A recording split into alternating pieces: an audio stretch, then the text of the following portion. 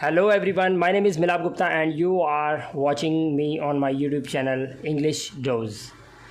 दोस्तों आज की इस वीडियो में मैं आपको बताऊंगा प्रेजेंट परफेक्ट कॉन्टिन्यूअस टेंस, यानी कि आज की इस वीडियो में हम प्रेजेंट परफेक्ट कॉन्टिन्यूअस टेंस के बारे में चर्चा करेंगे और मैं आपको सिखाऊंगा प्रेजेंट परफेक्ट कॉन्टिन्यूअस टेंस का किस तरह से हम हिंदी के सेंटेंसेस को इंग्लिश में कन्वर्ट करके इसका यूज़ करते हैं।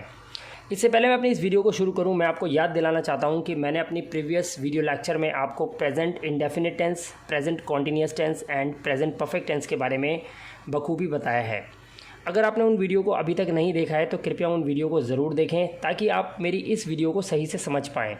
राइट, तो चलिए अब शुरू करते हैं प्रेजेंट परफेक्ट कॉन्टिन्यूअस टेंस को। सबसे पहले मैं आपको बताना चाहता हूँ कि प्रेजेंट परफेक्ट कॉन्टिन्यूअस टेंस के अंदर जो मेन वर्ब के साथ, यानी कि जो मेन वर्ब होती है उसके साथ हम लगाते हैं रहा है, रही है, रहे हैं और रहा हूँ।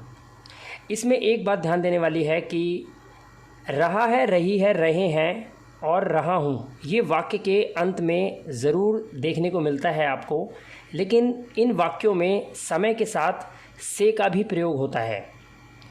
से के लिए हम सिंस और फॉर का प्रयोग करते हैं, यानी कि या तो सिंस का प्रयोग करेंगे या फिर फॉर का प्रयोग करेंगे। चलिए एग्जाम्पल देखते हैं। राम 2 घंटे से घूम रहा है। अब इस वाक्य में लास्ट में रहा है आ रहा है, घूम रहा है। कौन घूम रहा है? राम। लेकिन कब से? 2 घंटे से। तो देखा आपने, यहाँ पर समय के साथ से का प्रयोग किया गया है और वाक्य के अंत में है रहा है। इसी तरह से दूसरा सेंटेंस है, सीता सुबह से रो रही है। तो यहाँ पर समय के साथ लगाया है हमने से, सुबह से। तो यहाँ पर हमने सुबह से बोला और वाक्य के अंत में लगा है रही है। सीता सुबह से रो रही है।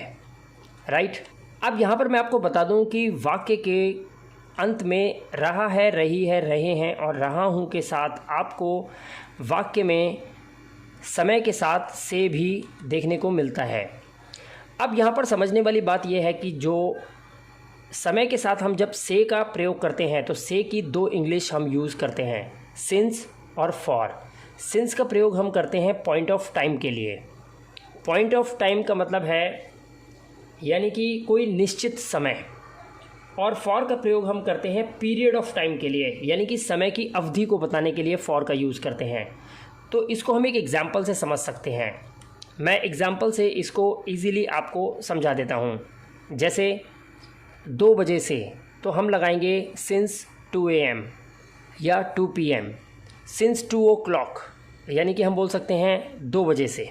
राइट, सिंस 1998, सिंस 2005, सिंस 2009, इस तरह से भी हम इसका यूज़ कर सकते हैं। इसके अलावा हम यूज़ कर सकते हैं, अगर हमें बोलना हो सोमवार से या मंगलवार से या रविवार से, तो हम बोलेंगे सिंस मंडे, सिंस ट्यूसडे या सिंस संडे।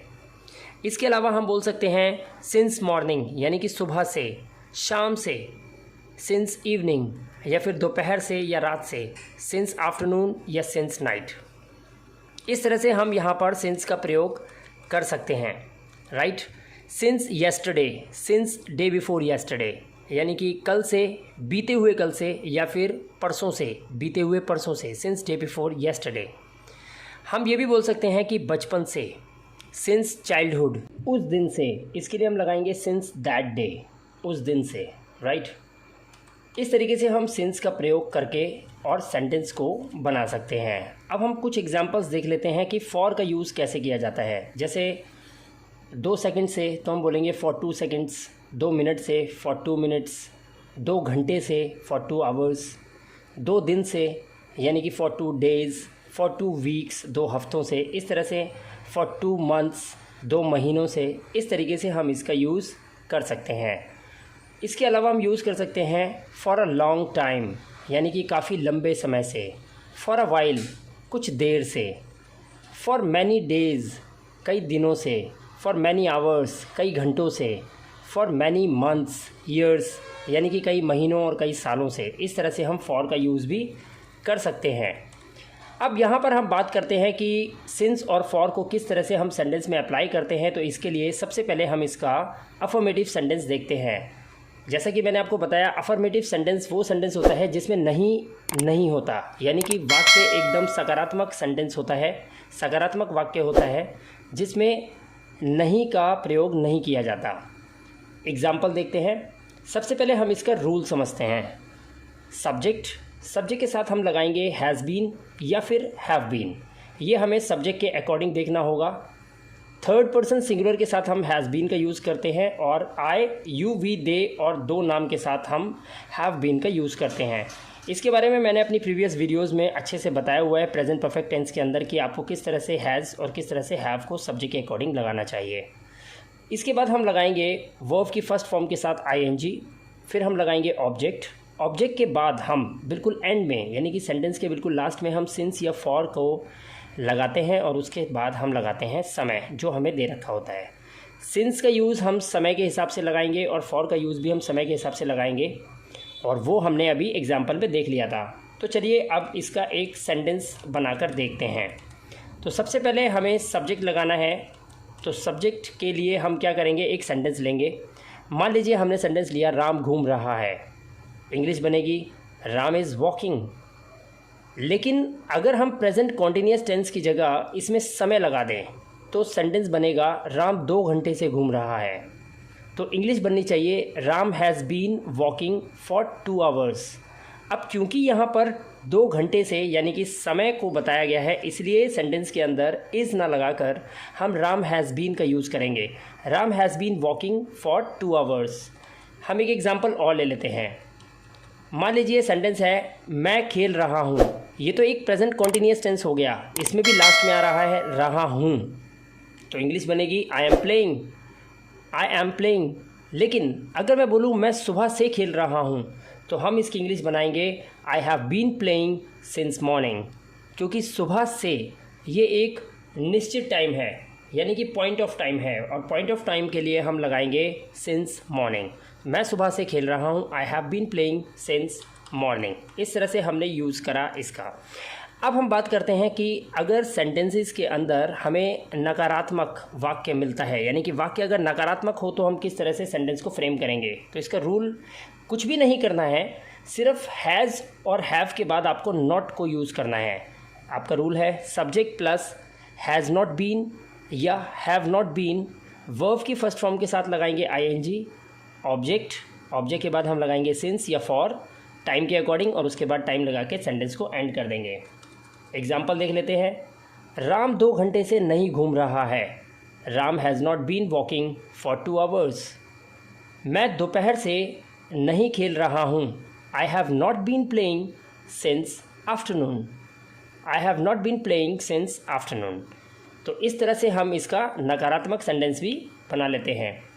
अब दोस्तों, जैसा कि आपको पता है कि हम इसका इंटरैगेटिव सेंटेंस अगर बनाना चाहें यानी कि प्रश्नवाचक वाक्य बनाएंगे थर्ड टाइप के अंदर, तो हमें क्या करना है, सबसे पहले हेल्पिंग वर्ब को सेंटेंस के फ्रंट में रखना है, यानी कि हैज़ और हैव को सेंटेंस के सबसे पहले हम लगाएंगे। यानी कि हमारा रूल होगा has have plus subject plus been plus verb plus ING plus object plus since for plus time plus question mark. यानी कि सेंटेंस है क्या आप सुबह से खेल रहे हो, क्या आप सुबह से खेल रहे हो। Have you been playing since morning, have you been playing since morning. एक सेंटेंस और देख लेते हैं। क्या तुम कल से बच्चों को पढ़ा रहे हो, have you been teaching students since yesterday, have you been teaching students since yesterday. तो इस तरह से हम इंटरैगेटिव सेंटेंस को भी बनाकर हम किसी से सवाल पूछ सकते हैं। बस याद रहे इसके अंदर हमें हेल्पिंग वर्ब यानी कि हैज़ और हैव को सेंटेंस के फ्रंट में यानी कि बाहर लगाना होता है। दोस्तों, ये था आपका प्रेजेंट परफेक्ट कॉन्टिन्यूअस टेंस, और अगर आपको इसके बारे में और डीप नॉलेज चाहिए तो मेरी नेक्स्ट वीडियो को ज़रूर देखिएगा, जिसमें मैं आने वाले सभी टेंसेस को एक एक करके आप तक पहुँचाऊँगा। राइट, वीडियो कैसा लगा कमेंट बॉक्स में ज़रूर बताइएगा, और एक सेंटेंस जो मैं आपको स्क्रीन पे दे रहा हूँ इसकी इंग्लिश बनाने की कोशिश कीजिएगा और मुझे कमेंट में इसका आंसर ज़रूर बताइएगा। मैं आपके कमेंट का वेट करूँगा। राइट, सेंटेंस है क्या आप 2 घंटे से पढ़ रहे हो, इस सेंटेंस की इंग्लिश बना के मुझे कमेंट ज़रूर कीजिएगा, मुझे बहुत अच्छा लगेगा। दोस्तों वीडियो कैसा लगा ज़रूर बताना। मिलता हूँ आपसे अगली वीडियो में, तब तक के लिए अपना ध्यान रखिए, सुरक्षित रहिए। Thank you very much and have a good day.